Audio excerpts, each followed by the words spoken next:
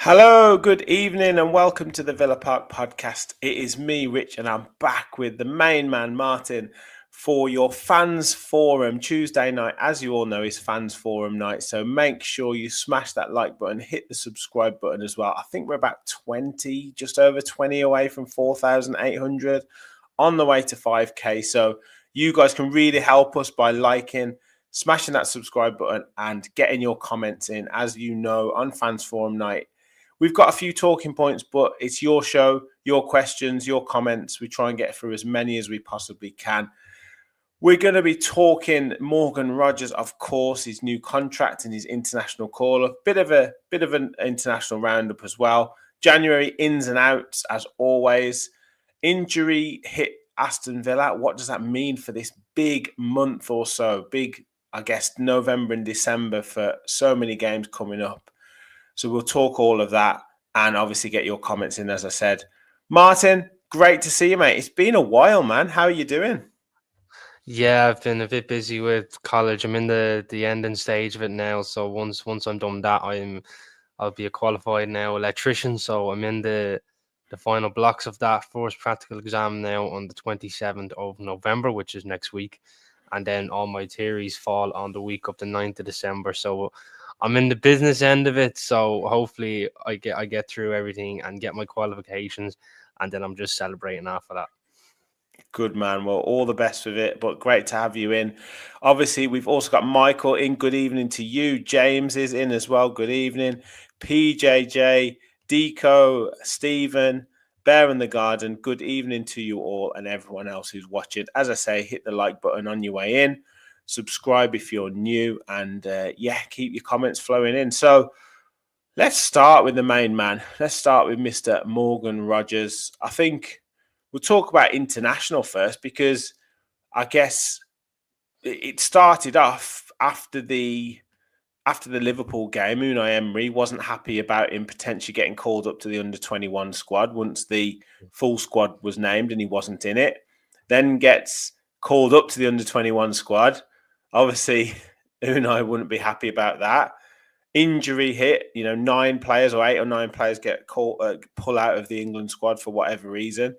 Rogers gets drafted in. You're thinking, well, he'll probably train with the players. It's probably a bit better that he doesn't play full matches for the under-21s. He might get a couple of minutes here or there with the full squad. He maybe not even get on, but ends up playing, a significant part in both games and, doesn't look out of place at all. No, and I think that goes to show how right Unai Emery was, when he was getting called up to the under-21s before this call-up. He was a level above, and that's no disrespect to the players that do play under-21s for England, but when you have a player that's levels above it, he shouldn't be there. He should be in the senior setup, whether it's just for training or he doesn't get called up at all and just keep rejecting the under-21s as a term of his level. But I was delighted for him, of course, because me being a Villa fan, I want to see all my players do well for the national team, regardless of who it's for, whether England, Scotland, Wales, whoever it might be. I'm always happy to see players do well. When Ollie Watkins doing well for England, you've Konza doing well for England, and now Morgan Rogers, who was called up. And you're right, he did not look out of place. He was playing the Greece game, which I watched, and he was just incredible. And then obviously that dreaded game against Ireland, which I put into the group chat very early, saying well done. Yeah, he got you. Yeah, he got you. I had to put that one in there early because otherwise you would have slated me you did. straight away.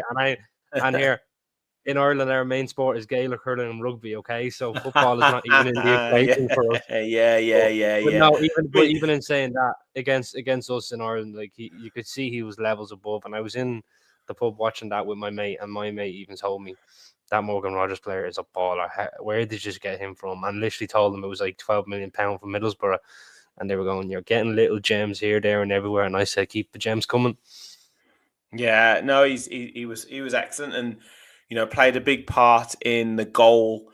I think it was the second goal against Greece, the ball into Jude Bellingham, and been really nice to see pictures of Bellingham and Rogers at the younger as kids in the younger age groups with England, which has been interesting Mm. to see. Obviously, they've grown up probably through various academy sides and junior sides together, so that's a good link up. And yeah, I think Lee Carsey could probably count himself, quite satisfied with what he did with England. He gave quite a few players their first caps. He obviously had his bit of a, I guess, wobble against Greece at home, but other than that, he's sort of done his job well, and Mm. like given quite a few players their first caps, and you can see some of these players now. I guess that Greece game, the second Greece game where Ollie Watkins scored, like you said, did really well. Playing some of those players that aren't necessarily established internationals, letting them show what they can do, putting a bit Yeah. more leg in the team. Not necessarily playing the Fodens and the Canes who kind of we know what they can do. Putting Gordon, Watkins, and Madweke and Curtis Jones in that midfield shows you that there's a lot of players who really can bring a freshness to England, and that was nice to see Ollie Watkins, Ezri Konsa, as you said, and Morgan Rogers playing a big part of that. Yeah, well, look, I thought Lee Carsey's done his job very well. Obviously he's a Birmingham man, and of course he played for Ireland in the national team years ago, and he's coming through his badges now, obviously with England in the underage, and I think he's going back to the under-21 camp. As we all know, it was just an interim job, but I felt there was more intensity in your play under Lee Carsey. You pressed all over the pitch. There was no negative football. You just constantly wanted to play, constantly looking to go forward, which was something that you didn't really have under Southgate. There was this like sideways football, and when you went 1-0 up, you were just protecting leads. And with this England team under Carsley, of course, now Tuchel's going to be coming in January for you, but I think that you were much more attacking. Even if you got one goal, you wanted another and another and another, and that's what something England should be doing. Because if you look at the quality of players that you have, I mean, a Foden, a Bellingham, Palmer, Harry Kane, Trent, Grealish, like the list goes on in terms of attacking players and midfielders for England, and of course now defensively, he's looked a lot more solid. I felt under Carsey.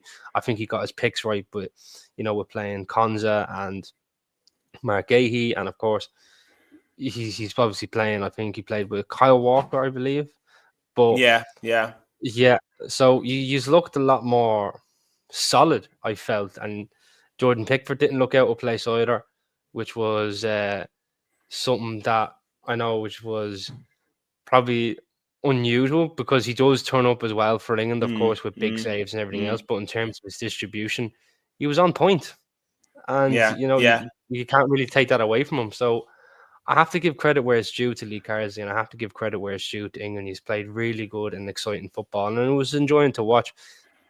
But of course, she's only had that little wobble against Greece, which I was enjoying it because that was the week Ireland won and England lost. But other than yeah, that, yeah, you were flying, and now you just have to see how you do under Tuchel, because in fairness, Tuchel's a good attacking football manager and tactical manager as well.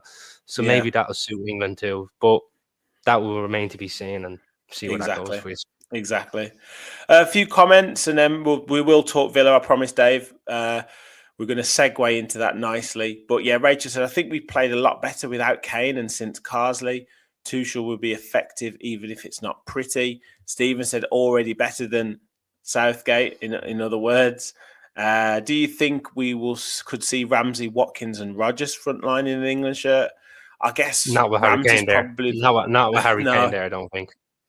I don't know if Ramsey can stay fit long enough, unfortunately, to get a Yeah. really good run of games. But it would be good to see. It'd be really good to see. But Konsa, Watkins, Rogers in there already is is really good to see. And obviously then to cap off a phenomenal week or phenomenal couple of weeks for Morgan Rogers, and an absolutely, I guess it's stuff of dreams, really. You know, Middlesbrough in the Championship, plays against Aston Villa in the FA Cup. I'm sure that he would have been on clubs' radars beforehand, but Emery spots something in him in terms of profile, in terms of ability. Maybe he's had him watched as well, I'm sure.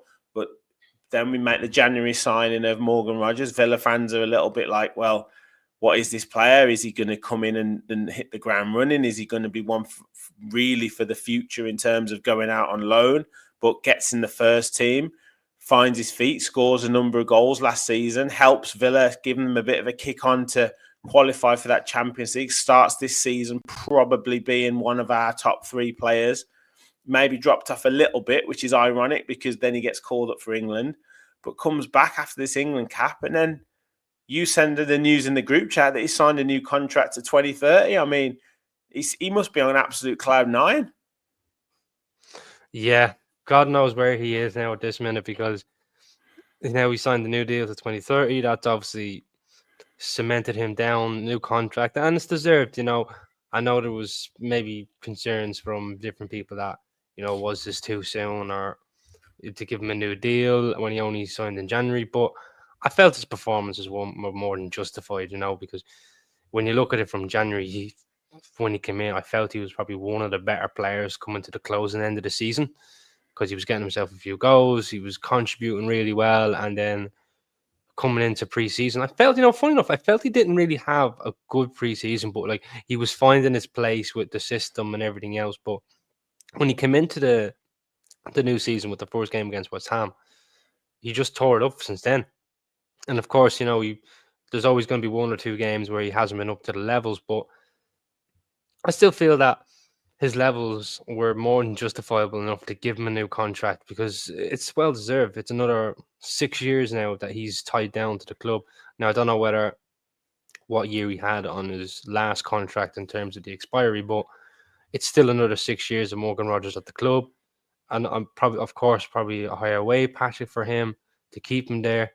So I just think that to keep him around, it's going to be crucial, because the way he plays, how he gets into midfield, just goes in these marauding runs, and everyone loves it. Everyone gets off their feet. And it's not just Villa fans that get off their feet. It's neutral fans that maybe watch a game and go, who's this Morgan Rogers chaps? Like, where did Villa get him from? And that's all I keep getting asked is by people, like, where'd you get Morgan Rogers from? Where'd you get Morgan Rogers from? And that just goes to show the level how he plays. Like, you get someone from the Championship and you turn him into a top-class Premier League player, and maybe at this minute a top-class Champions League player. Exactly. Yeah, he's doing absolutely fantastic. I forgot to mention about, you know, now featuring in the Champions League, which again I don't think he would have dreamed about when he was, you know, with all due respect, running out of the Riverside, you know, and I don't even know if he was getting in the side every single week, which is just crazy. So yeah, it's brilliant for Morgan Rogers. And I don't know if people have caught it, but if you watch, I released my little chat with Tom Colomosi, who did the article last week about kind of the 3-point plan to kind of, you know, keep Emery at Aston Villa, and what's vital in terms of us qualifying for Europe. Maybe certainly Europe, but Champions League would be ideal. But you know, the fact that we put in these players on long-term contracts, giving them obviously pay rises and stuff like that. But Tom mentioned it was 8. It's been 8 players,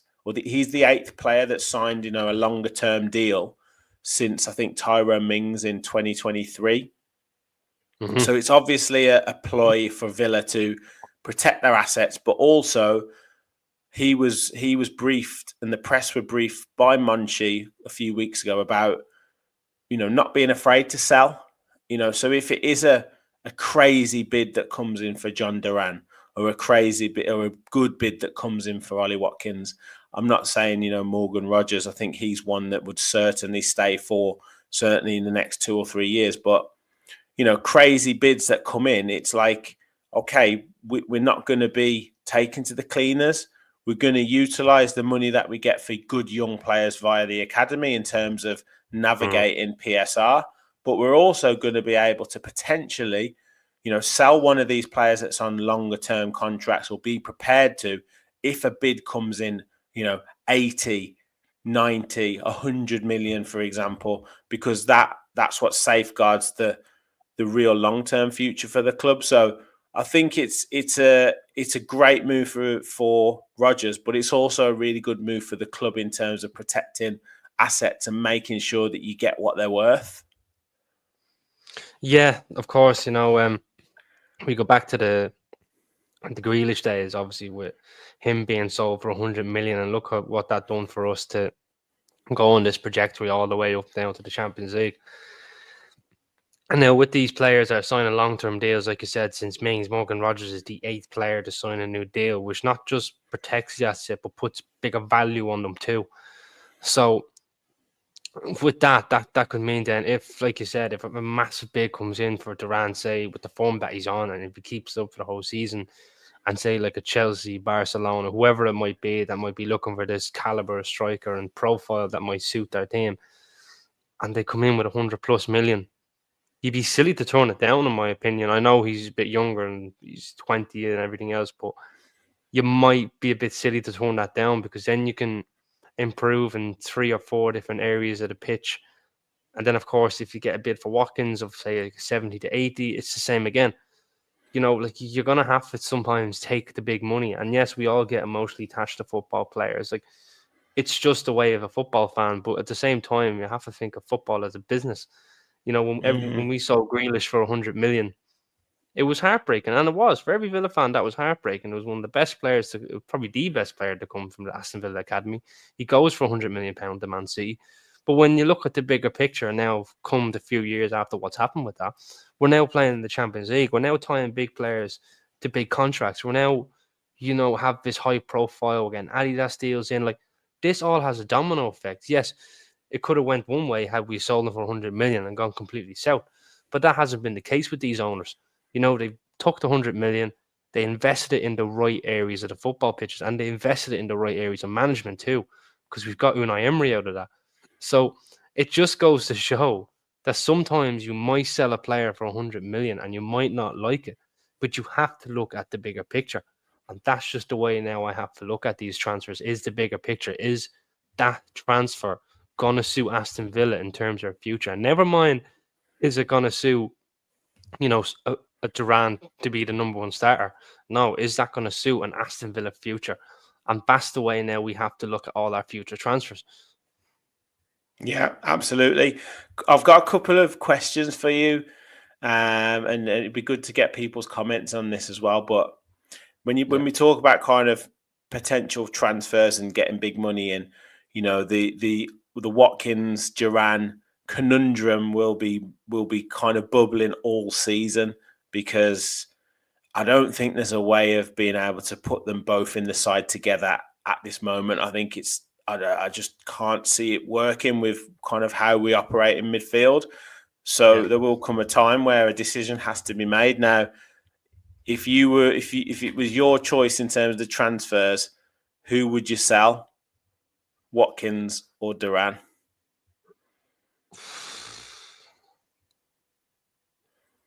That is tough. If you gave me a choice now, as in currently, who am I selling?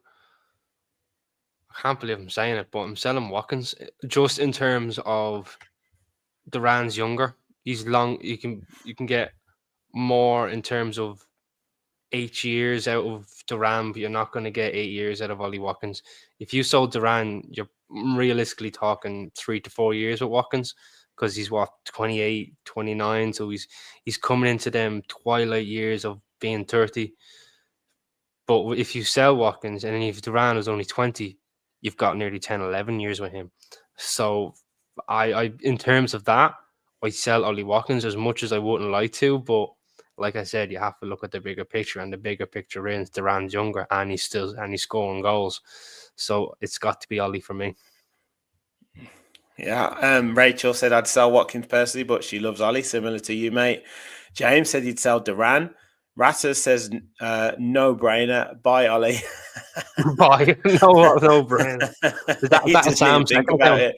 it. Yeah, probably. Hmm. Adamski says, yeah, agreed, Martin. So I think the No problem. consensus is might get some more comments, but the consensus is Ollie. But yeah, it's one that probably will rear its head, and that's another thing that Tom mentioned in that interview before, that this will probably come up. I don't think it'll come up in January, but it will certainly come up at the end of the season as to what happens with one of those two, because a decision will have to be made, I'm sure. The Yeah. second little question is relating to, a lot of these players on longer deals, and we've got Matson on a long-term deal. We signed him. Obviously, Duran signed a long-term deal. Morgan Rogers has done the same. I'm sure he sees a future with Jacob Ramsey if he can stay fit. It's almost like there's a new guard of Villa players to kind of come through. Matson hasn't quite broken in. Onana's learning how to play. He's only 23. But then you've almost got like, I don't want to say old guard, but you've got like Watkins at 28, 29. You've got John McGinn at 30. You've got Tyrone Mings at 31. You've got Matty Cash, who's probably at the limit of his ability now, although we probably miss him at right back at the moment. But when do you think that evolution from some of those players that have got us to where we are now will start to phase out, and these new players, this new breed of player will be the full main men, the full main team? Well, look, I know in the summer there was this whole profile that we wanted a younger team, more energetic team, and that was coming from Monchi, Emery, and Vitagani. So, in that sense, then when you look at the older players now, they're not exactly old; they're still in their prime, like you said. They're like a Matty Cash and Ollie Watkins, Tyrone Mings, and Diego Carlos. These players now, like, are starting to get at the point of, when it comes to this summer, are they going to keep them or are they going to sell them? And that's just the reality of it. Maybe not Ollie Watkins, but when you're looking at the players in the 30s, you're looking at the players maybe with big contracts that aren't playing as much. Like, that's all going to be taken into account. And then you've got the younger players. And Ian Matson's still only 22, 23. Onana, like you said, he's 23. Tielemans, I think, is even funny enough, he's 28, 29. So it's just a really young team now, and it's refreshing. I actually think it's really refreshing, because normally we've had Villa teams that are players that were vastly experienced. We didn't really have that many young players, but now you have young players all over. Another player as well, I think Lucadina could be one to be looked at, maybe potentially being sold in the summer. I know he's been Well, he's 31, isn't he? excellent But and he's been everything, but brilliant. Yeah, yeah. his age is really going to be looked at as well, because, like I said, like, he's 31, 32 coming up. I think is our highest earner. So you're going to have to look at him and go, you need to get him off the books. His age, that high wage. I sound like George. But then, you've got an Ian Matson who's a bit younger, in 22, 23, not as a high wage. So these things are all going to have to be taken into account. So, like, obviously, like you said, January is not probably going to be a massive clear out like people would think it would be. But I think this summer you're really going to see a lot of moves and players that are a little bit older than the rest. And I think maybe the emphasis would be not to have a player over 30, which I really think is hard to do, because you want some players around that are over You 30 still for that need some experience. experience. Yeah, Yeah, I that do agree. leadership voice as Yeah, well. yeah. It's maybe the emphasis is to do that, but at the same time, if you want to see out games, if you want a big voice and character in the dressing room, you need those type of players, but they all come into, like, a John McGinn, for example. He's a big voice in the dressing room. He's a leader. So you're going to need those type of players around.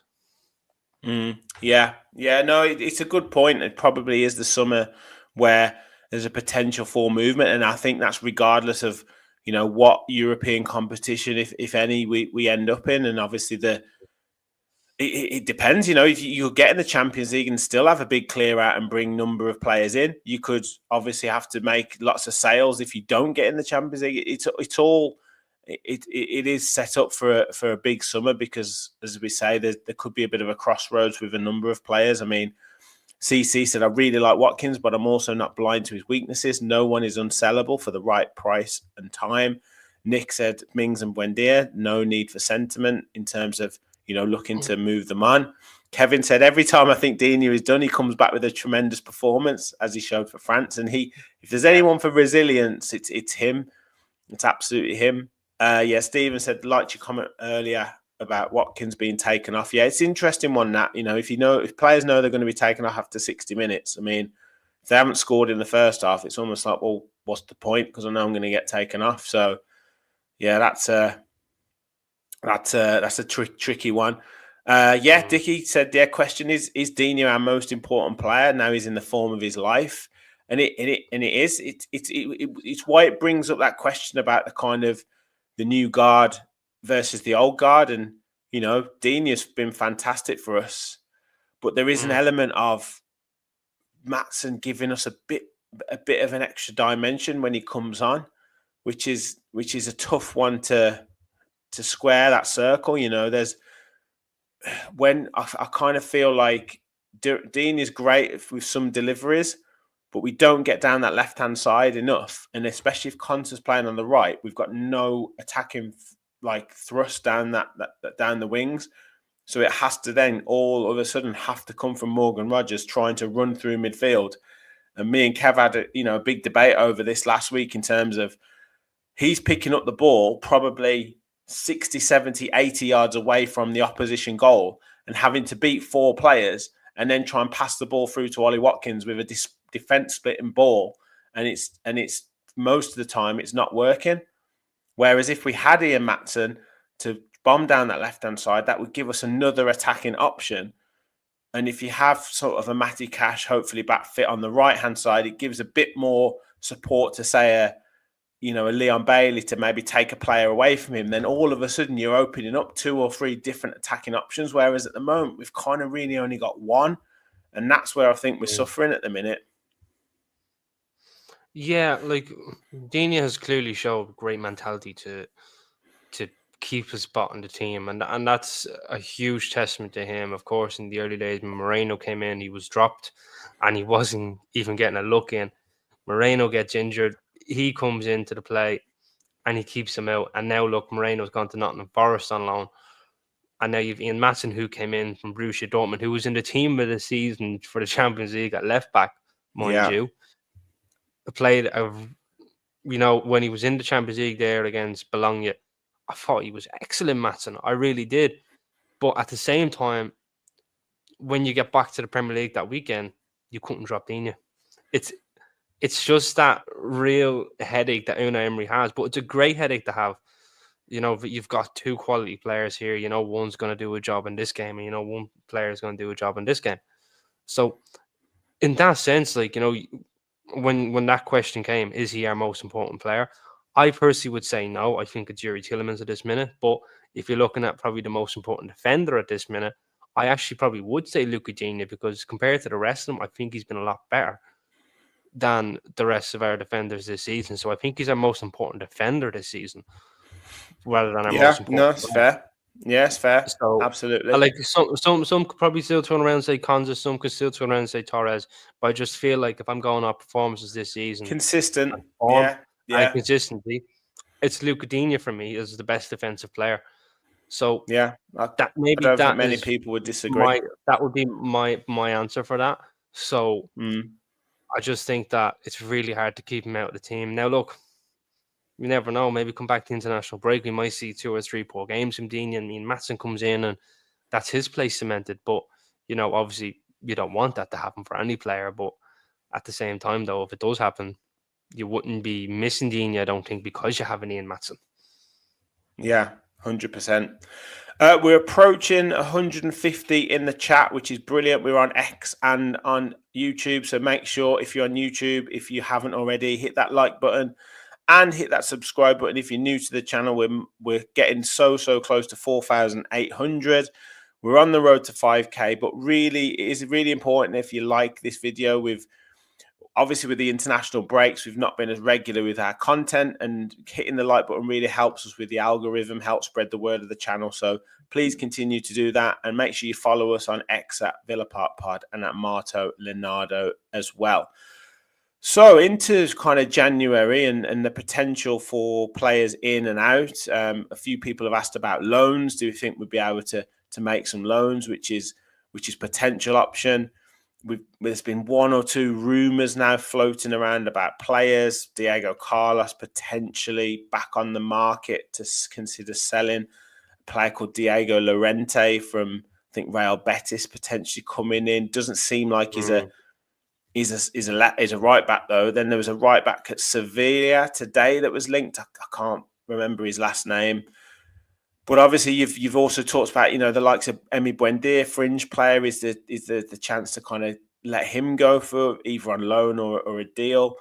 Matty Cash potentially, but again, I can't see that because we actually miss him at right back at the moment. But yeah, what do you see potentially happening in January if we've talked about this right hand side being an issue? We've talked potentially about a winger. We've talked potentially about, changes at centre back. So, yeah, what are your thoughts for January in terms of moves? Well, look, I feel like if we're gonna, I'll explain my reason for picking these players. With Diego Carlos, I know he has great gains, but in my opinion, he's still a liability to make a mistake and cost you a goal. I've seen it against Wolves, a loose pass against Crystal Palace. Against Ipswich, he was poor. Liam Delap just made mince around them. I just feel like, yes, he has good games against strikers that want a physical battle. But when he's playing against strikers or number 10s that are a little bit more dropping deep, he struggles with that. And, when we had a partnership of Konza and Torres, we deal with that very well in all angles. So I just think Carlos is a liability and you need to get rid of him, because if we're looking at a certain level of what way we want to play, some players have come up with it. In my opinion, Carlos hasn't come up with that level. He really hasn't. Yes, he's come up a little bit level, but he's not come up to the level of where we should be. And then for Emi Buendia, I might have been a little bit harsh, but at the same time, I have to look at Buendia as a money value. Like he was £38.5 million, I think, when we signed him. Of course, now, if you were to get rid of him now, I think we could get very close to 30, because he's a Premier League player. Of course, he's made appearances now in the Champions League. All this market stuff all add up. I just think that if you can get somewhere in and around the money that we got from him, I think that'd be a really good value for money there. And plus, if you look at our midfield, he's not getting a look in. I know this player's injured, but when you look at Kamara, Ramsey, Rodgers, Barkley, Tielemans, Onana, John McGinn, Emi Buendia, unfortunately, is just going to be a step behind that, and that's probably due down to his ACL injury, which is not his fault, unfortunately, but he's good enough to be a number one somewhere else. And that's how I see Emi Buendia. He's just not going to get a look in now at Villa, but I know he's good enough to be a number one somewhere else, and that is what I have to put into that equation for him. With Matty Cash now, I know what you're saying. We miss him at right back, but I feel like he's the same as Carlos. He hasn't come up to that level of where we want to be, and that's probably due to the fact that he's getting injured a lot. There's this reoccurring hamstring stuff that keeps coming up, and there's only so long you can put up with that, though, Rich. We can't have a right back there who's our number one choice who keeps getting these reoccurring hamstring injuries. Now, it might not necessarily be his fault, but at the same time, we're going to want someone there who's number one, and then maybe make Matty Cash a number two, and that might keep him fitter. That might make him have less injuries and maybe fight for his place. But at the same time, we only got him for like 12 million, between 12 to 15 million. And we could get a hell of a lot more than that for him, because he's been playing in the Premier League for a few years. He's a Poland international now. I know he hasn't been called up in a while, but these are because of his little injuries that he has. So I just think that he'd be one to sell, and then you bring in a right back like a Llorente, like you said, and then there's a player there from Sevilla who suit this Emery style system of having a right back that basically is a centre half because he will want his left backs to keep bombing on. So that is something that I have put into that equation with Matty Cash. So they're the three players I'd be looking at now. I know Tyrone Mings has been quite mentioned in the comments, which I'm seeing, but I don't think you should sell Mings. Not in January anyway. Only because we're going to need that voice and leadership in the dressing room, and there's no better men in John McGinn and Tyrone Mings to do that. You know, when the going gets tough, these two lads are going to have voices, and they're worth your weight in gold, because if you haven't got them, you fold. So I just think that Mings is not a player I'd be selling now. Maybe in the summer if that happens, if that's an option, but definitely not in January for me.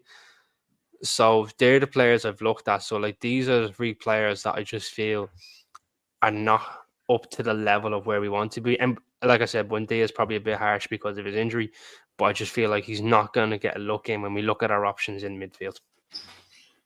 Yes, yeah, that's fine. I think there might be one or two options for players to go out in January, whether that's for a permanent transfer or on loan. You know, PJJ said Emmy could go out on loan till next season, get some game time in his legs. Adamski said we'd be lucky to get 20 million. I kind of agree. I don't think we'll get anywhere near the 38 million that we paid for him, unfortunately. Stephen said you might have to put Mings into that category, not quite up to that level, but I think, like you said, I think there's an element of we don't quite know yet where he is, and I think to keep him around for that leadership is probably the better option. Stephen also said we need to send out Bailey on loan and get a replacement for him on loan in January. I mean, do you think Villa will tip it or dip into that loan market? I was surprised that we didn't dip into the loan market at the start of the season, if I'm honest. Maybe they will. I think if I know there was this whole thing earlier that Douglas Luiz wants to return to Villa, or it's Juventus are looking to bring him back to us on loan. So I just think that if you're gonna go into the loan market, thanks, pal. I am not saying your first name there, mate. But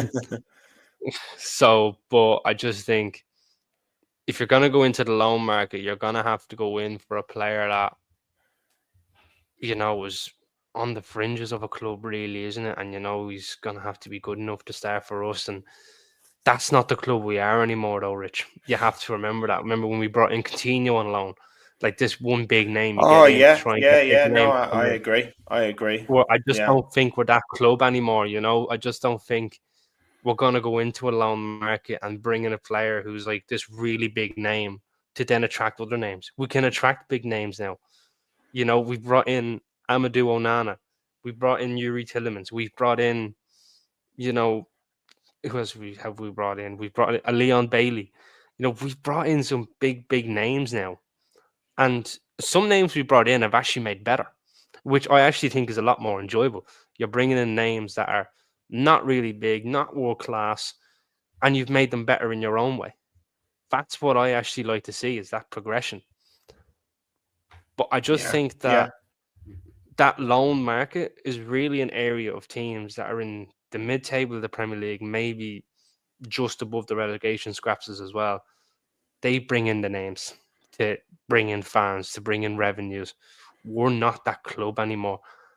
And that's no disrespect to the clubs that are down there that do that. We've done it. I'm not going to say we haven't. Every club's done it at a certain point. But we're not that club. We want to be bringing in players that are going to either keep to the level that we are or bring us forward. That's just where we are now. We're not let's bring in a name and just get tickets and viewers and all that. That's not who we are anymore. So that is, for me, what that loan market is. And that's just not what we are. Yeah, fair enough. Kay said, would a loan to try and push Bailey could not necessarily be a bad thing, could it? But I guess Philogene was the player who was meant to push him, and he hasn't really done that at all, unfortunately, at the moment. So that's a bit of a difficult one. Now, a player who has sort of started to gain some headlines is in the chat as well. People have been talking about him. We obviously had a couple of debates in our WhatsApp groups about him, but Mm. Louis Barry is actually playing very, very well at Stockport, albeit in League One. Yes, we know what League One is, and it's definitely not the Premier League. But 11 goals at the moment. The start to the season he had last season there as well. Obviously, he got injured, so was on track for 15 plus 20 goals last season. He's certainly on track for 20 plus this season. A kid who knows where the goal is. Ability is ability at the end of the day. So is there a potential option to consider him in January, or are you thinking, look, let's keep him where he is and see what it's like in the summer? If anything, he's just pushing his value up for a potential transfer anyway. Look, for me, there's two options, right? One is obviously keep him where he is, let his development keep going, let his confidence be sky high, and come the summer, you evaluate his position. The second one is, for me, is to bring him back, you recall him, but only you bring him out again on loan to a championship team. And the reason I say that is because League One and Premier League is a huge divide. Yes, you've said it, League One, albeit in League One. Ability is ability. I highly agree with you in terms of the goals that he has. 100% agree with you. Not taking it away. But when I look at the jump and the level, you're going from League One straight to the Premier League. You've skipped the level here. And with Louis Barry, for his development, in my opinion, is to call him back, but then come into this middle ground here in the Championship for either a mid-table Championship team or a high-end Championship team, where you can see then where his level is in terms of that development. I think that's a better thing to do rather than bringing him back in January, recalling him, and being a number 3 striker, and you might not get another minute. And I'm sorry to say that, but that is just the way it's going to be, because if you have Duran and Ollie Watkins still scoring goals, competing with each other, Louis Barry is sitting on the bench. And I know some people say he can play out wide and everything else, but let's be real. If Ramsey is fit, he's not getting ahead of Ramsey. He's definitely not getting ahead of Leon Bailey, regardless of how poor he's been the last few weeks. But if Bailey gets injured, who's he putting out there? John McGinn. If Ramsey gets injured, he'll put Morgan Rogers out there. Louis Barry, in my opinion, would not get into this Aston Villa team in this current time, right? Only because of the level that we are and the level where he is. He, I think, at this minute is too good for League One. I do think he's too good for League One, which is why I think he should make that move going into the mid-table or the high-end Championship team. So that's what I think would be best for him in terms of his development. But also, I wouldn't be objective to keeping him there, to let him get those 20 plus goals, let that confidence be sky high and come into pre-season. And if he puts his name down, fair play, fair dues. You can come back to this episode, Rich, and say how wrong I was. I'm not afraid to admit it. But I just think that if you brought him in January, he's not getting a minute from me, and that's just the reality, in my opinion. Yeah, I know people have different. I don't think anyone's wrong, and ultimately, it's if he does stay at Stockport, continues to bang in the goals, then he is coming into pre-season sky high, then everything would have worked out well. He's shown his ability. He's played in big games that matter, albeit at League One level, and he's come back a better player and a more rounded player and a stronger player and a more ruthless player to potentially knock on the door for the Premier League. So it works for every party. I don't think anyone's wrong. It's just, it's probably great for him that it's actually being talked about. Lee Hendry was talking about it on Sky Sports on Saturday about him. If he continues to score the goals, then his name will keep getting mentioned, and that's all he wants. He wants his name. His agent will want his name in the press, because that's what's going to get him noticed. So it's only going to do him favours. Few comments coming in about it. Nick said, names never seem to work necessarily for us. Better off looking at the Championship, i.e. Morgan Rogers and Barry. Yes, get him back. He was the big hope when he came from Barca. Stephen said, if we recall him, we have to play him. It's not going to happen. James said he isn't getting on the bench. Vristos said, I don't think we have the flexibility in the budget under the PSR/FFP to make big moves. If we can sell someone, then maybe. We need the players. We have to find their form. To do that, they have to play. Adamski, in relation to Louis Barry, says, leave him there for the season. Kevin said the Bayern rumours are going again. Yeah, I've seen that. 50 million apparently. Barry said, CC said, Barry, good points about available playing time and sending him to a championship team, maybe Middlesbrough. No, he's not Gareth's son. Yeah, he's not Gareth's son now, lads. Let's calm down here. Yeah. And yeah, to be an attractive club to come to, we have to consolidate a position 100%. We have to bring it on the field. Yeah, 100. Absolutely. And I guess that takes us to kind of the sort of last point before we get to any comments or questions we haven't covered. But the injuries in what is coming into a big period for Villa now. I don't want to talk specifics over the game against Crystal Palace on Saturday because we'll do a match preview, but we've obviously got 7 games in short succession. Then we've got Christmas period of fixtures as well, but we've certainly got, Crystal Palace, Juventus, Chelsea, Brentford, Southampton, all in very, very quick succession. Then you're talking about Leipzig, all kind of before Christmas. I think we've got Man City before Christmas as well. This is a huge period of games. And the likes of Barkley, I don't know if he's 100% fit yet. Pau Torres, I think, came back after international duty with an injury. Tielemans didn't go to international duty. Onana's injured. Konsa's came back from international duty with an injury. Ramsey picked up an injury before the international break, and Boubacar Kamara picked up an injury before the international break. So it is a tough time now. Hopefully some of these players will come back as those games go on. But, these injuries, from having like a ridiculously big squad, we've now got quite a few of these little niggly injuries at the minute. Yeah, it's a little bit annoying, but hopefully in this international break with the names that we mentioned, hopefully that's kind of cut down a bit. I think Tielemans was more of a caution that he didn't go just on the emphasis of he didn't want to, aggravate what he probably already has. Of course, Kamara got a bit of a niggly one. Ramsey really struggling. Onana getting a foot injury, which could keep him out for 2 to 3 weeks. Konsa, I know, has a hip issue, so that, hopefully is not too serious and he can be available. Pau Torres was more of a caution again as well.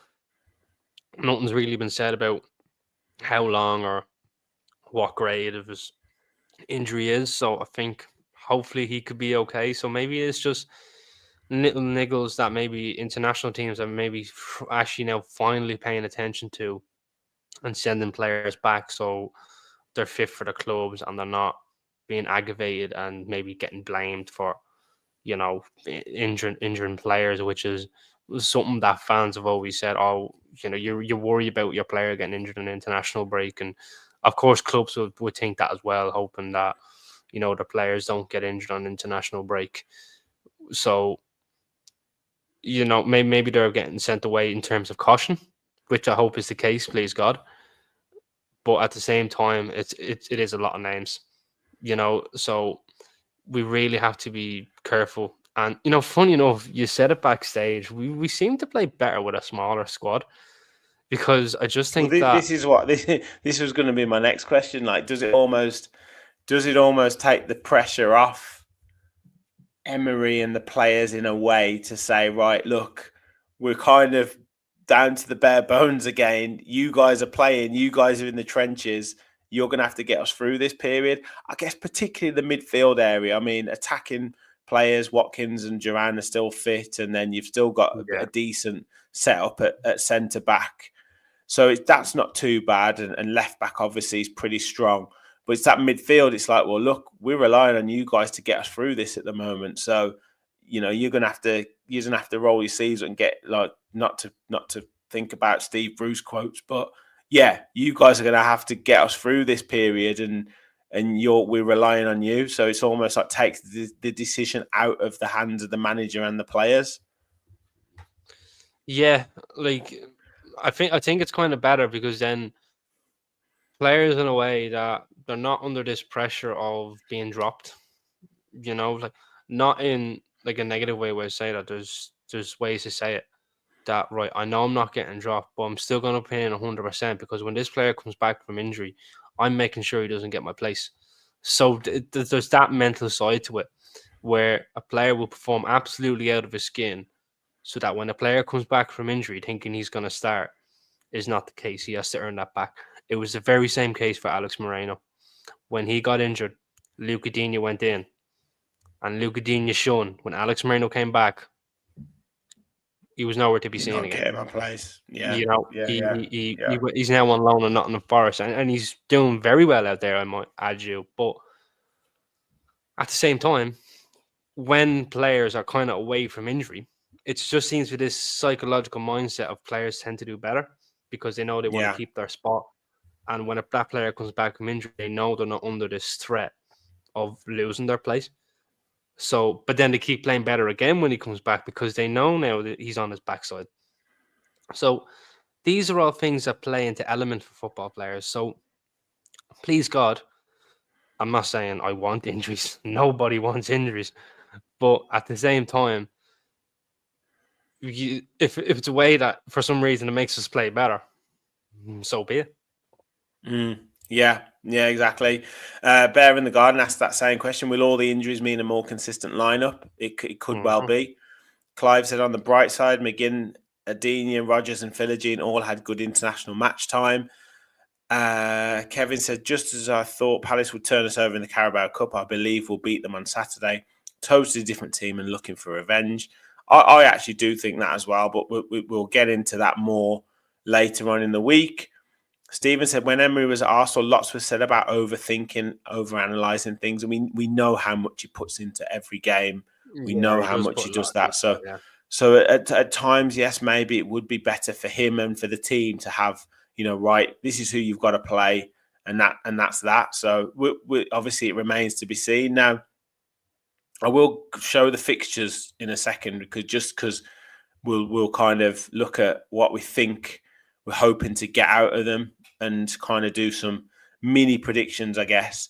But before we do that, just need to shout out our show supporters, Football Prizes. They still have the Leon Bailey competition going at the moment. Signed and custom framed Leon Bailey Aston Villa shirt. Plus, there's loads of instant prizes to win, 15 in total. You've got just under 2 days left to purchase your ticket. So visit footballprizes.co.uk and look for the Aston Villa prize. Tickets just £3.95. There's only just under 300 tickets available. So you've got a very good chance of winning. And as I say, the competition ends on Thursday, the 21st of November at 7:30. So do visit footballprizes.co.uk and search for the Aston Villa prize for your chance to win Leon Bailey signed and custom framed Aston Villa shirt. Also, last little plug for the show, hit that like button, hit the subscribe button. We're getting close to 200 watching us, which is fantastic. So thank you all for your support. But make sure you like, make sure you subscribe if you haven't already and you're new to the channel, and keep your comments flowing in.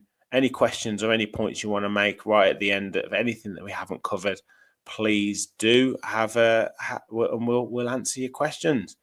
So, Martin, just a quick look at the fixtures to come because it is a Mhm. packed schedule. It seems crazy, doesn't it? They have these international breaks and then it's like game after game after game. And it's obviously what we want. We want to be in the Champions League and all that kind of stuff. But there's a midweek game in December as well. There's obviously the Christmas period to come. There's no winter break this year. So it's straight into it. Got FA Cup coming in January as well. So it's going to be pretty intense for the players. But we've got Palace, as I said, then we've got Juventus, then Chelsea, then Brentford, then Southampton, then Leipzig, and then Nottingham Forest. So pretty, basically, 3 games a week for the next 3 weeks. How do you see these games panning out in terms of, a kind of predicted points total in Premier League and Champions League? A tough one, to be honest with you. With the injuries, with tough games at the minute, probably with the form we're on, but hopefully this international break's turned it around. Of course, now there's no international break until March, thank God. The game against Palace, I can see 3 points. Juventus, I take a draw.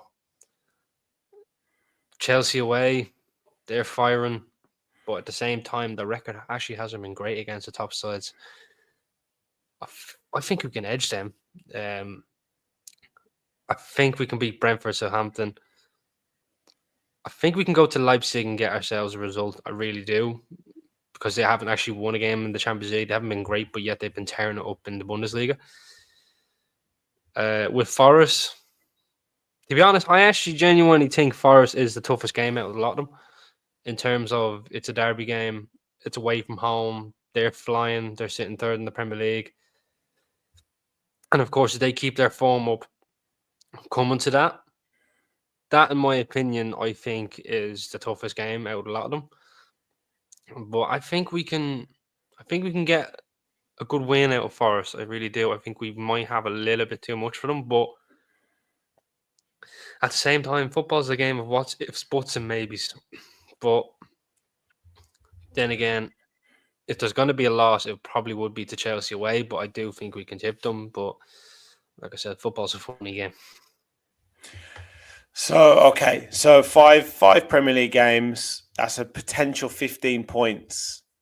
How many points are you saying? I'm gonna go with 12. I'm not gonna say where the loss is coming from, but I'm gonna go with 12.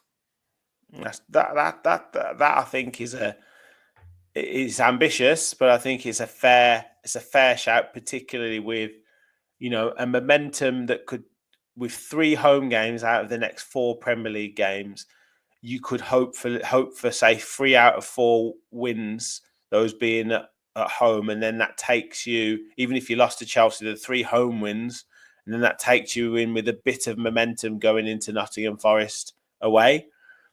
With regards to the Champions League, what do you see? Home against Juventus, away against Leipzig. You're thinking 3 points from those 2 games? I'm thinking 4. I think we draw against Juventus. I think Juventus are a really good side. They're playing well under Motta at the minute. So I think a draw would be a really good result. But at the same time, it's Villa Park in the Champions League. I know the fans will really get behind them. But I still think it'd be a draw. And I think we'll go to Leipzig away and we'll win that one. So I think 4 points out of a possible 2. Yeah, well, that would be an incredible 7 games. In all competitions, losing 1 game. I think, as he said, 5 wins, 1 draw, 1 defeat, which would be fantastic. I think Kevin's in agreement with you in terms of that. Just, I said, unfortunately, with the latest results, we can't afford to drop many points. We need to find our rhythm and form and go on a run. If we can get a couple of wins in a row, then we will be in a good place. James said it's still great to see the Champions League next to our name. Kevin said Rodgers is due. He's definitely due a good performance. Stephen said win at Chelsea, lose at Forest, similar to what you said. Rachel said I need to go game by game, too many games and too many injured players.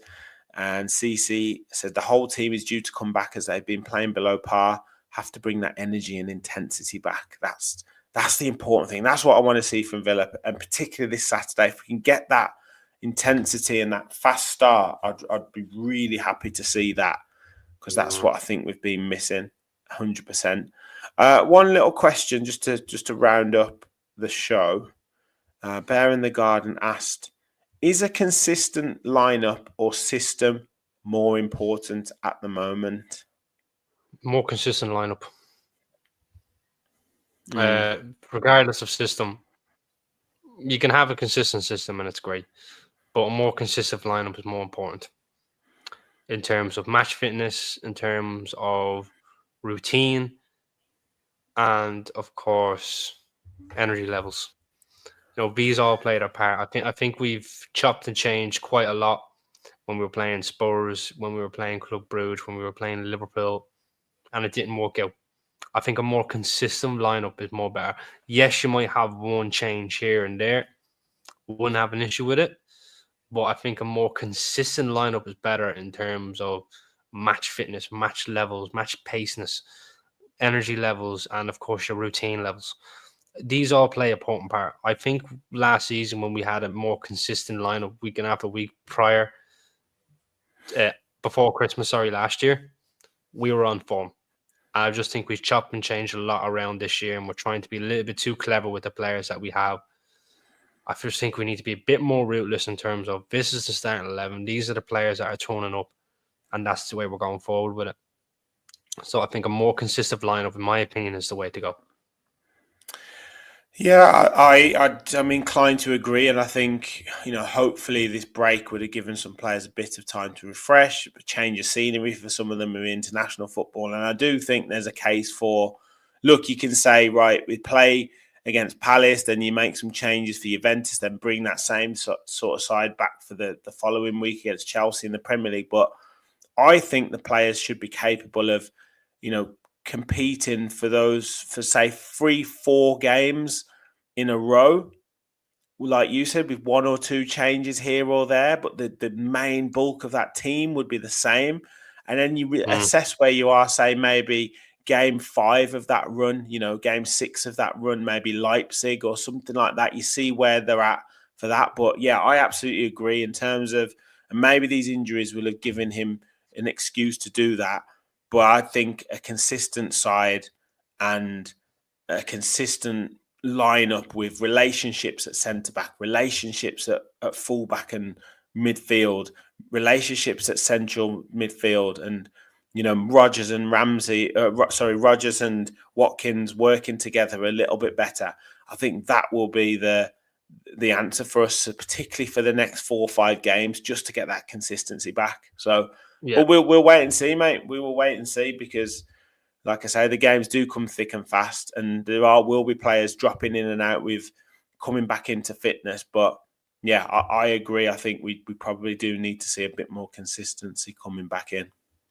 Mate, I think that does us. Great chat. Thank you, everyone in the chat as well, for your comments and your questions. As always, really, really good fans forum. And now the football is edging closer day by day. We will have our match preview towards the end of the week as well, with everyone previewing the Crystal Palace game. We'll also have an in the away end with Crystal Palace fan channel as well, hopefully coming up at this week. And then match reaction, hopefully with 3 points, and full match reaction with the boys as well. So loads and loads of shows to come. Make sure you smash the like button and hit the subscribe button if you are new to the channel. Hit the like button on your way out. As I said, we're back with plenty of shows later on in the week. Martin, thank you very much for joining. Thank you, everyone, for watching. And as always, remember, we all follow the Villa.